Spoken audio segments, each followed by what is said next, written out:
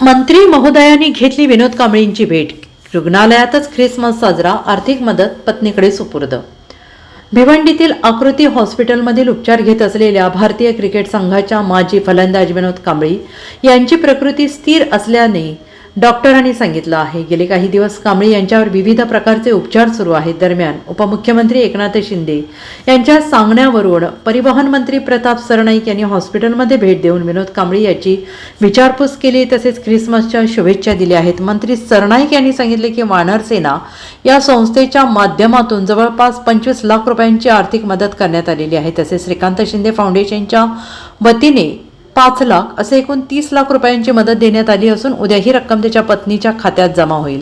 वानर सेना संघटनेचे अध्यक्ष धनंजय सिंग यांच्यासोबत व्हिडिओ कॉलद्वारे संवाद साधत मंत्री सरनाईक यांनी मदतीबाबत चर्चा केली. कांबळी यांच्या प्रकृतीत लवकरच सुधारणा होईल असा विश्वास करत त्यांच्या कुटुंबियांना धीर दिला. तसेच विनोद कांबळी हा माझा मित्र असून मी भेट घेऊन त्याच्या प्रकृतीबाबत विचारपूस केली. तसेच मैदानावर तू अनेक सेंचुरी, डबल सेंचुरी मारल्या आहेत, आता तुला आयुष्याची सेंचुरी मारायची आहे आणि क्रिकेटर्स घडवायचे आहेत असे प्रताप सरनाईक यांनी विनोदला म्हटले. तसेच विनोदच्या लग्नाची आठवण सांगताना तो माझा मित्र आहे, यापुढील त्याच्या सर्व उपचाराची जबाबदारी आम्ही सर्वजण घेत असल्याचं सरनाईक यांनी म्हटलेलं आहे.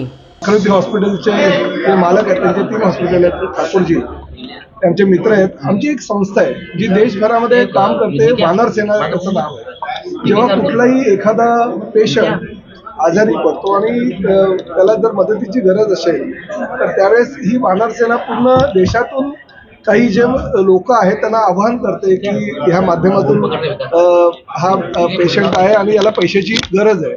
आणि ती वानर सेना आवाहन केल्यानंतर 1-2 महिन्यामध्येच खूप लोक जे मदत करायची इच्छा ज्यांची असते ती लोक मदत करतात.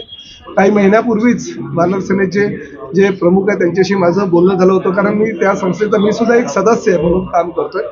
तर त्यांनी आवाहन केलं होतं विनोद कांबळीच्या खात्यामध्ये काही पैसे पण ऑलरेडी जमा झाले, कारण डायरेक्ट अकाउंटमध्ये जमा करायला सांगितले होते. काही स्वयंसेवी ज्या संस्था आहे आमच्याकडे काही लोक आहेत त्यांच्या माध्यमातून जवळजवळ 20-1 लाख रुपये आज जमा झाले. ते 20 लाख रुपये संध्याकाळी ते सगळे येणार आहेत. खास उत्तर प्रदेशवरून येणार आहेत, कारण हे वानर सेनेचे जे प्रमुख आहेत ते उत्तर प्रदेशमध्ये आहेत. तर ते येणार आहेत, ते देणार आहेत.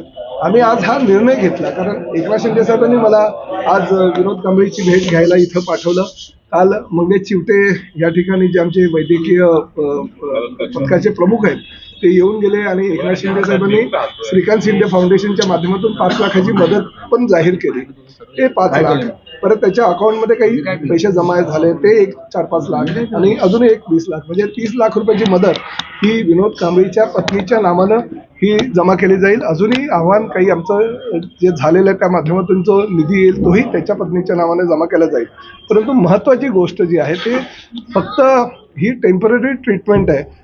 परमनंट ट्रीटमेंट जी आहे, काही जे आजार आहेत या आजाराची आता छाननी होते आणि लगेच डॉक्टरांना 1-2 दिवसात सगळी माहिती मिळेल.